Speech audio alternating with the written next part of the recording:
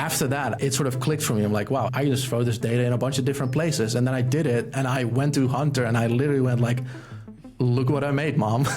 He was proud of me. I was proud of myself, but I had this moment of like, I did this. I don't know how this works, but I have that power of doing it now. Welcome to Dive Club. My name is Rid, and this is where designers never stop learning.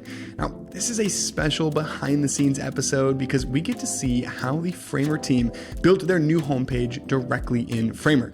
Now, my favorite part is how Jurre uses their new Fetch API feature. It's really, really clear. Like, this thing gives designers superpowers. But first, I asked him to give us a quick tour of the new site. As you know, Framer started out as a prototyping tool, and then we fully pivoted into a website building tool. But obviously that started out as a very simple website building tool. So it was mostly marketed towards designers who would want to build their portfolio or a very simple one-pager. And over the years or months, we have sort of slowly developed our marketing and how we talk about Framer into Framer is more of a no-code website builder for pros. So if you look at the new front page, you can already see that I would say it feels a lot more pro. Andy on the team, who joined a couple of months ago, he is great. He's a video marketer, but he's also great with 3D and doing all of this stuff. So he went wild on some 3D renders of the Framer UI. We still brought back some of that Framer blue because we wanted to have that sort of uniqueness in the site. But I think the entire vibe just sort of gives you that feeling of, oh, this is actually a professional website building tool. So yeah, if we scroll down a little bit, we also just show you the UI. We want to show you how familiar Framer feels to other design tools instead of a website building tool that is a lot more rigid. And obviously Framer makes it super easy, like I said, to do all of these effects without knowing any code or Framer motion animation libraries or GreenSock or whatever you're using. So any animation that you see on the page, it's been refined into eternity by Monica or myself. It feels great too. A couple of things that I absolutely love just on these first two sections are, one, the way that you fade out the blue gradient and then bring it in behind the mock-up. I've scrolled that back and forth. It feels awesome. Oh yeah. And then also the fact that it's not one mock-up for the UI, but you actually have the separate layers for the two panels, and that little bit of parallax is such a nice touch. And that's actually a funny story, is that we get all of this UI from the product designers because they use Framer as their main design tool. So the entire Framer UI, as you see it in the Framer app, is designed in Framer, and we could just take that and throw it into the side project, and you actually have the UI one-to-one. So these are not images. This is all actual UI. So it's also way lighter to load because we're not loading huge images of UI, but it's actually just rendering in the background. It's rendering a bunch of divs with text layers. And then let's see, obviously we have a great Framer marketplace. So we're showing a bunch of the latest templates. If you haven't seen the new marketplace, go check it out. And again, with the animations, I wouldn't know how to do this in code, but it's as simple as selecting these rows, going as soon as this section scrolls into view and I scroll down, I want this one to go left, this one to go right, this one to go left. And then, like I said, you can just tweak it for another hour, which is probably not super efficient, but if you want to, you can, and make it feel exactly how you want it. And another very small detail to note that I started noticing that we're using all the time right now, which I think not a lot of design tools have, is you sort of see this almost slow gradient into black into the background. Mm-hmm. Previously, we would do this by just having a large layer that would overlay all of this, and it would be a radial gradient going from transparent to a darker color like black. Currently, we're using masks for all of this. So if you're familiar with CSS masks, it basically is just it masks an entire layer and it fades everything to an opacity of 0. So this is actually not a layer on top of it that fades to black. It's actually the parent that contains all of the sort of moving sections that fades the opacity to 0. And there's a bunch of examples here on the side that use it. So this, the bottom of the UI, even the video that fades to black on the left side, that is not overlays. It's all a mask that you can add to a layer. So it also saves a bunch of layer complexity that we have to throw on top of layers and do like the gradients, going to black. Maybe you want to tweak a background color, so maybe you don't want it black, but like slightly gray. You actually then don't have to change all of those overlays, but it just changes with the background because it fades to 0 opacity or whatever you want it to be. You're making me realize that I need to refactor my own site now because I definitely have overlay radial gradients. Yeah, so this front page redesign was a great reason for us to use all of those latest features because our old front page and a bunch of old pages are not using those features. So I think I started noticing that is like one of my favorite features that has sort of like gone unnoticed a little bit because it's not one of those flashy like animation features like text effects, but it's so useful if you compare it to other tools or even the old Framer where you were just like throwing a bunch of layers on top of each other to create this fading effect. You just throw a mask on it and it sort of does all that thing on one layer, and you can nest them so you can have like masks on children and parents and like do these wild effects and like save yourself a bunch of layer complexity. And then we sort of get to the showcase of all the features that we want to highlight. I think first and foremost, we need to educate people on that Framer is just a fantastic UI tool. Like I mentioned with the masks, it just has certain design features that other tools don't support because we are built on that sort of CSS spec, but still try to make it very useful and understandable to designers. We're not just like taking every CSS property and throwing a UI property on it so you can manipulate it, but it really sort of like takes some of those very powerful and often very new CSS features, incorporates it into Framer, but very easy for designers to understand. You don't have to start in Figma. I understand that like I came from Sketch, switched to Figma, and then the first few weeks or months I was like, what is this? It's not doing what I wanted to do. So I totally understand that familiarity with like previous tools or other tools that you're using, but I would encourage everybody to like give it a try. I think it is my main design tool. And like I said, all of our product designers, even though they're not doing web design work, they're designing all of the Framer UI in Framer because it's just a fantastic design tool. I've made the switch actually. Like the last few big updates that I've done for the Dive website, I've just skipped Figma and just jumped directly into Framer. Yeah, I'm happy to see more of that. I think Figma is still a fantastic tool. There's a use for it. But if you're designing a website, why not design it in a design tool that designs websites and not pictures of websites?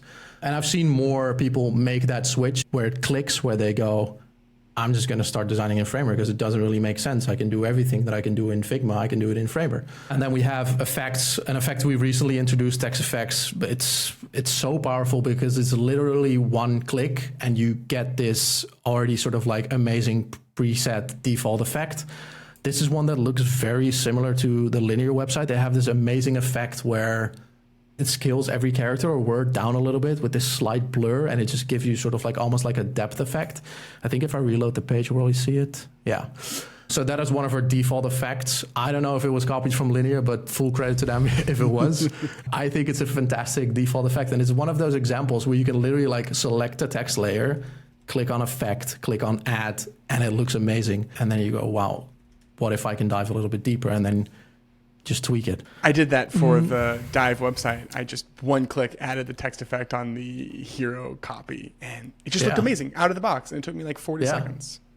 Yeah, we've been seeing it on a bunch of templates. I did it on some websites that I have that I sort of do as side projects. I just went, this will probably look great. So you talked a little bit about text effects, which is obviously a really exciting new feature, but you also released this new fetch feature. Can you show us a little bit about how you use that for this website? Yeah, of course. So I can quickly show some of the examples in the front page, and then maybe I can jump into Framer and actually show you a little bit of how it's set up. So you will instantly notice at the top right that if you're signed in, it'll show your avatar. If you don't have an avatar set, it's probably going to show your initials. But previously, this would be like a pretty complicated override that I had no idea of how it was set up. If you know how overrides work in Framer, super powerful. If you're like me and you don't really know how they work or not beyond overriding some style on a text layer, it's very complicated. With fetch, this has become very easy. So I was able to set this up without knowing how basic or like how APIs work. I know what an API is. I know you can fetch some data from it and show things based on that. But that is as far as my API and fetch knowledge goes. But what hasn't changed is that we've had this very basic sort of like authentication API for years. And we had this string and an engineer just gave it to me and he's like, you can make a component that shows a login button and a start for free button and an avatar. You throw the fetch API string in there and based on that, it's going to return a bunch of data, and with what it fetches, so it tries to fetch your name, for example. If it can fetch that, you can show a component. If it can't fetch that, you can show a component. If it's still loading, you can show a different component. So it's made it very easy for me as a designer to manipulate things that happen on the site or on the canvas based on just a very simple API string that I don't understand. I just throw it in the UI, it returns a bunch of data, and I can do something with that data. Can you show us a glimpse of what that looks like behind the scenes? Because I remember even in past roles that I've been trying to convince companies to use Framer, the main source of pushback was that it was just a little bit too complicated to get auth set up. And so if this is something that really actually is easy, that is a big deal. Yeah, and it still requires some code. So I'll say that right off the bat. There's still like authentication with a certain app and like setting cookies in your browser still requires code. There's no code tool that is going to make that very easy. But like I said, if you have an engineer on your team who sort of already has that set up, maybe there's already a very basic API available from whatever you're working on, it is now very easy to just tell your engineer, hey, this is what I need. If you can give me this, I'll do the rest of the work. That is literally what happened with myself and the team. This is our site. So this is just the entire Framer site in Framer. It is named site, obviously. But we have our navigation, which is the navigation component.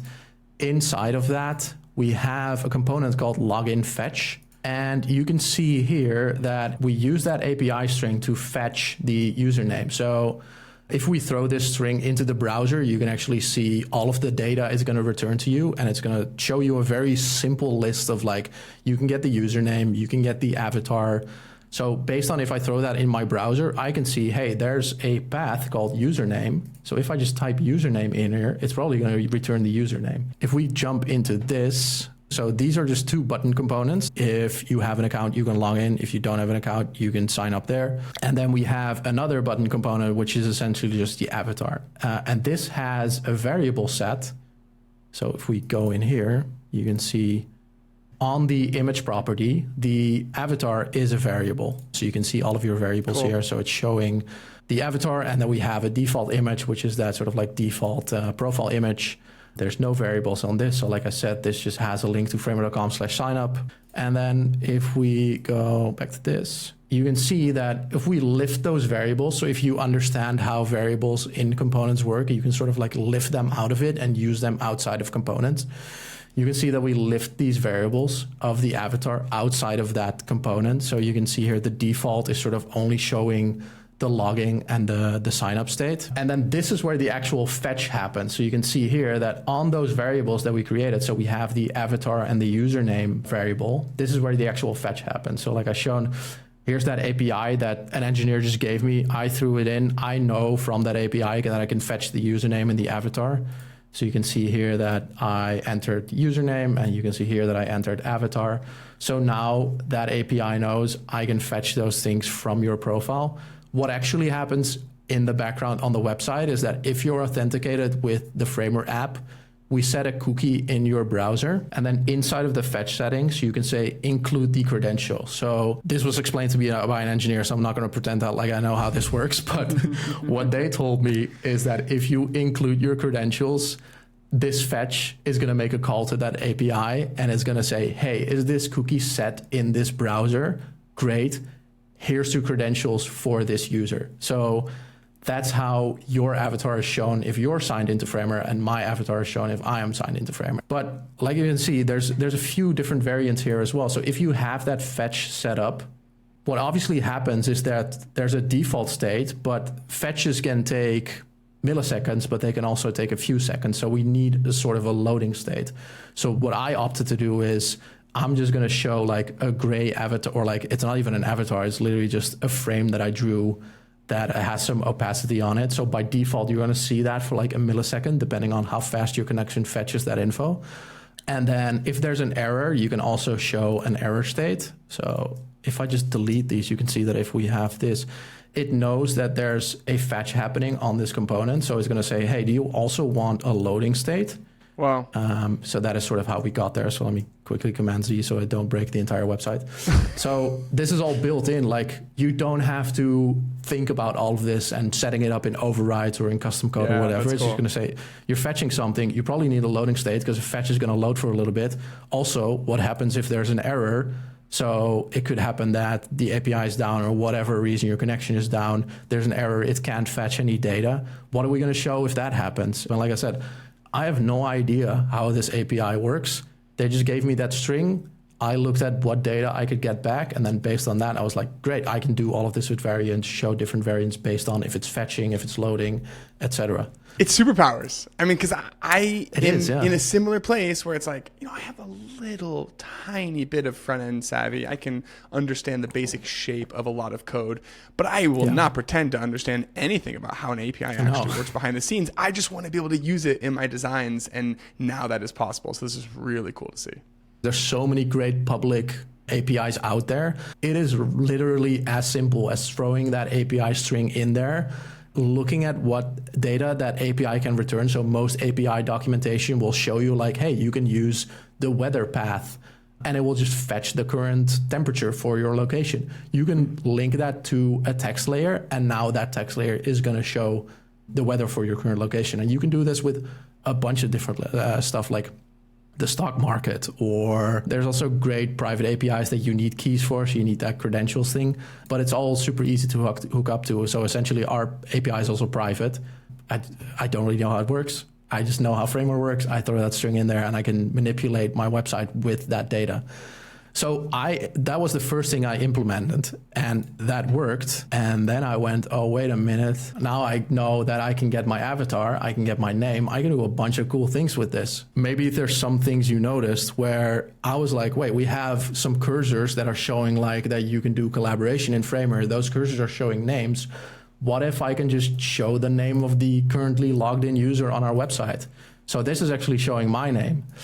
And like you were saying, when I sent you this page, you thought that I customized this page to you, but I did. I felt really special. It said Dive Club in a few places, and I was like, wow, he took the time to custom make the homepage just for me, and it felt pretty cool. I threw this on the cursor, and I went to Hunter, who sort of like set this up for me, or like he gave me that API string. I'm like, Hunter, look, it works. And he's like, wow, that's a pretty cool use case. But it's sort of like that thing where he gave me that API string and he didn't know what I was going to do with it, but I managed to throw it into a text layer because I sort of understood what I could get out of it by just using that API string. And it's actually like, it also shows your avatar here in the UI. So based on if you're logged in, it's going to show your avatar and somebody else's avatar. I think that's a cool little sort of like Easter egg. And there's more uses for this. So it's pretty much the same thing, but it's showing that collaboration piece. So this also renders your own username instead of just a default one that you will see on a lot of other websites. But you can sort of see by getting that very simple API string that I went, wait, but now I can do this, this, and this. So as we're going to update a bunch of different things on the site, and this has now been very easy to add some dynamic data to your site, I think I'm going to use a bunch of this throughout the entire site. You can feel even like your own genuine, like, look what I made, Mom. It's like really cool. It's like this is fun. I've been tinkering and I made a thing. I mean, if I could show you Slack messages, that's literally what I did yesterday, because I spent like, I don't know, 15 to 20 minutes after figuring out how to do that authentication state in the top right, which is already pretty easy. After that, I was like, it sort of clicked for me. I'm like, wow, I can just throw this data in a bunch of different places. And then I did it, and I went to Hunter, and I literally went like, look what I made, Mom. He was proud of me. I was proud of myself, but I had this moment of like, I did this. I don't know how this works, but I have that power of doing it now. So yeah, it is genuine excitement, because I wouldn't be able to do this back in the day, or like back in the day, 4 or 5 days ago. A couple weeks ago. Exactly, and now I can. Well, Jurre, thank you so much for just giving us a little behind the scenes. It's so cool to see how Framer builds framer. And Yeah. even just to see that little moment for you of realizing that you have this new capability is super inspiring. So thanks for giving us a tour. Thanks for having me. Hey, it's Rid. Don't forget, if you want to go even deeper, each week I send an email out to over 10,000 designers with bonus resources and key takeaways from these conversations. So head to dive.club/email to sign up. Okay, I'll see you next week.